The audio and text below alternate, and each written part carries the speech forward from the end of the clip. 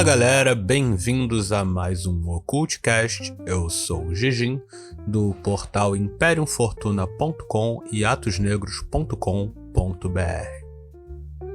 Hoje vamos falar de um assunto que eu ia trazer acho que na semana retrasada, mas por conta do grupo de estudos eu preferi deixar ele para uma semana, onde ele não tivesse relação nenhuma, com o que vai ser tratado nas nossas aulas.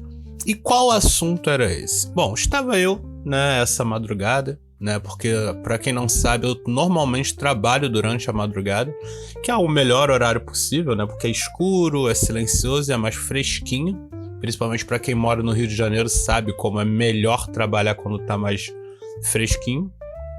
E eu tava lendo algumas HQs enquanto eu renderizava vídeos e atualizava servidores e coisas do tipo. Então eu achei uma do HP Lovecraft.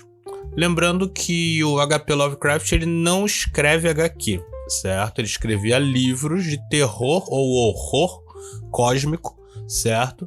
E, cara, essa HQ, que é nas Montanhas da Loucura, deixa eu confirmar, é Nas Montanhas da Loucura. Depois eu até vou deixar o link para quem quiser ver lá na Atos Negros, porque é uma HQ grande, ela tem mais de 100 páginas. Porém, a leitura dela é muito gostosinha e muito fácil de você ler, ao contrário dos livros do Lovecraft. Para quem não sabe, o Lovecraft ele é muito famoso pelo livro do Necronomicon e por escrever contos curtos de terror, certo? Ele lembra muito Edgar Allan Poe e tal, que são contos muito legais de você ler. Lembra também o Stephen King, certo? São contos de terror, a maioria deles são bem curtos e eles sempre deixam um final meio que em aberto. Ao contrário do Stephen King, que os finais, quando não ficam em aberto, são muito ruins, o Lovecraft ele normalmente deixa uns finais em aberto que são legais. E nessa HQ não vai ser diferente, certo? A HQ trata de uma história, de uma equipe que vai para o Ártico para fazer pesquisa sobre minerais. E por conta disso eles acabam encontrando as civilizações dos antigos, E obviamente dá uma grande merda, todo mundo morre, por aí vai. Vocês já devem ter lido o livro ou visto algum filme baseado nisso, certo? E aí me veio essa questão do medo, do horror. Não na literatura, porque aqui não é um canal sobre literatura, mas na magia em si. Uma coisa que eu reparei, principalmente deu para perceber melhor nessa HQ do que nos livros, lendo, os contos. Lembrando que esse conto é grande, tá? Ele tem contos curtos, mas esse da Montanha da Loucura é muito longo e é bem arrastadinho. Tem também audiobook dele se vocês procurarem no YouTube. Então, pra quem quiser ver de qualquer forma. Mas eu já disse, é cansativo. A HQ é curtinha, apesar de ter 100 páginas. Na HQ, você percebe melhor como o medo do desconhecido existe naqueles pesquisadores. Apesar deles continuarem seguindo em frente e irem até um pouco mais longe do que eu imaginei que eles iriam, chega um dado momento que quando eles percebem que vai dar uma grande merda, eles simplesmente largam tudo e vão embora e metem o pé, sacou? Porque eles sabiam que ia dar merda. E no final, vou dar spoiler, então quem for ler ainda, já pode parar agora, dar uma pausa, vai lá, lê, ouve e tal, lê e depois volta aqui. No final eles decidem que eles não vão contar pra ninguém, certo? Tudo aquilo que eles descobriram dos deuses antigos, que eram, os seres antigos cósmicos que eram citados no Necronomicon, Lembrando que também tem a HQ do Necronomicon, depois dei uma procurada. Essa eu ainda não achei pra ler, mas se vocês acharem, passa o link. Então o que rola? Eles decidem não contar pro resto da humanidade o que eles descobriram, porque se houvesse outra pesquisa lá e eles realmente acordassem esses deuses antigos, seria o fim da humanidade. Talvez um dia eu faça um podcast só falando desse conto, porque é um conto muito maneirinho e é bem curto, A história dele em si é curta, apesar dos livros longos. E uma das pessoas que estava na expedição ficou pirada, né? Porque é uma das coisas que normalmente o Lovecraft deixa bem claro, é que a mente humana ela é incapaz de conseguir lidar com seres deuses cósmicos, né? Com os deuses antigos ou com o povo antigo. E por conta disso, o cara que consegue acesso a eles, alguns acabam ficando meio tantã. Certo? No caso, um deles, né, ele voltou pro continente e ao voltar pro continente, ele ficou viciado em ler e reler o Necronomicon e ele ficava ouvindo sempre o sussurro ou assobio, né, que é inclusive o que trata o Necronomicon, né, que seria o nome original Alazif, que seria tipo o sussurro da noite, o sussurro dos insetos à noite, alguma coisa assim, que na HQ eles mostram bem que isso acontece no ambiente que eles estão.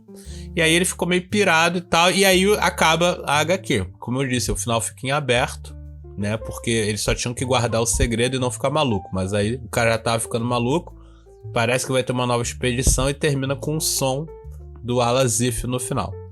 O que é um final satisfatório. E a gente sabe que não tem continuação, Lovecraft já está morto e ele nunca fez continuação dos livros dele, porque a ideia era que a gente interpretasse o medo, a gente interpretasse a loucura, né, que o desconhecido pode trazer. E na magia? Por que que na magia, antigamente, e quando eu digo antigamente nem é tanto tempo assim, isso era mais comum do que hoje em dia? Uma coisa que as pessoas normalmente reparam nos meus podcasts é que eu critico muito a boa parte da modernização que as pessoas têm aplicado na magia. Hoje, por exemplo, você não tem medo de evocar um demônio. Hoje em dia você evoca um demônio para pedir emprego.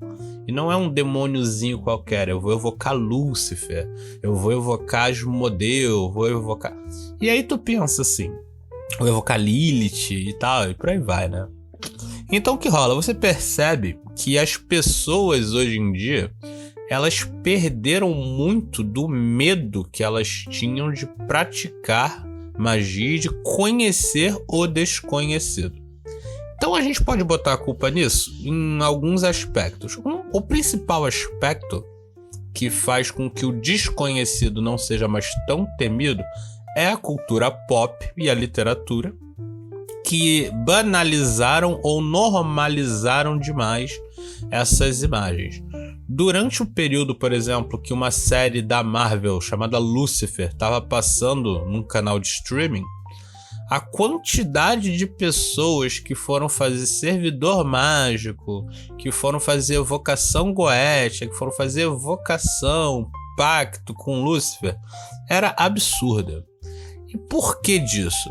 Por quê? Porque essas pessoas elas pegavam como base um ritual qualquer, de um PDF qualquer com 3 páginas, e pegavam a imagem de Lúcifer, primeiro a da igreja, né? Mas a mais básica possível, quase uma visão evangélica do negócio, e a imagem que eles tinham do programa, da série de streaming, onde ele era um homem bonito, simpático, sarcástico, sexy e, vamos botar, ele era justo, né? Então, por conta disso, ele se popularizou. Então, um dos motivos das pessoas não terem medo, né, de evocar um Lúcifer, de fazer um pacto com Lúcifer ou qualquer coisa do tipo, carregar um amuleto de Lúcifer, tatuar Lúcifer no corpo e tal, a falta do medo era por burrice, por acreditar que o que eles tinham na cultura pop e na literatura no geral, principalmente em romances,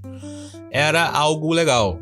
Um outro exemplo de figura que não mete mais medo nos praticantes de magia, mas que ela existe e ela realmente deveria preocupar, é o vampiro.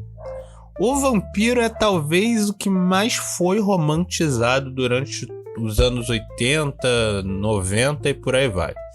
O vampiro original que a gente tinha na, vamos botar, cultura pop antiga, era o Nosferatu, que era aquele vampiro que parecia um morcego, que ele assombrava castelos, que ele se alimentava de seres humanos, e não um vampiro que namora seres humanos, que entra em romance com seres humanos.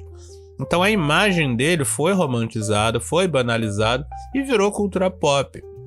E por conta disso, quando se fala em vampirismo, as pessoas já não pensam de tipo, isso é ruim.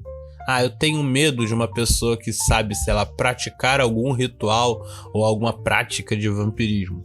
Porque sim, existem formas de pessoas vampirizarem outras, existem formas de entidades, ou como eu digo, bicho, né? Vampirizar uma vítima, seja porque ela cometeu algum erro num ritual, ou seja porque direcionaram algum bicho, né, para vampirizar essa pessoa, e é inclusive uma das formas de ataque mais comuns e que os efeitos são mais visíveis, que é onde a pessoa não consegue dormir direito, ela tem pesadelo quando dorme, ela acorda cansada, ela fica o dia inteiro cansada, ela dorme e já acorda de novo cansada, ela não quer comer, ela quer se isolar, ela sente muito mais frio do que deveria e vai piorando, aí depois ela vai ficando doente. Isso são sintomas de vampirismo.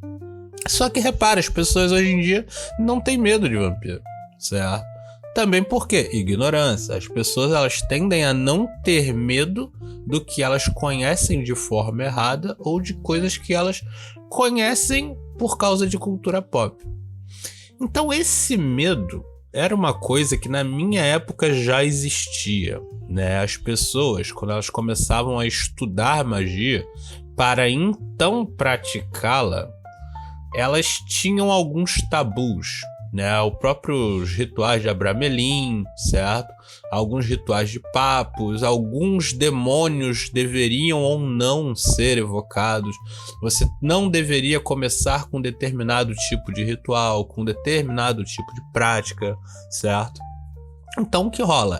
Como naquela época a galera, eles primeiro estudavam e se aprofundavam no assunto para então depois pensar em trabalhar com aquilo, ou seja, praticar, o medo era uma constante na vida do mago e do ocultista. Ou seja, tem determinadas entidades que até hoje eu tenho literalmente medo. Eu poderia chamar de receio para parecer, sei lá, mais fodão, mas não, é medo de evocar.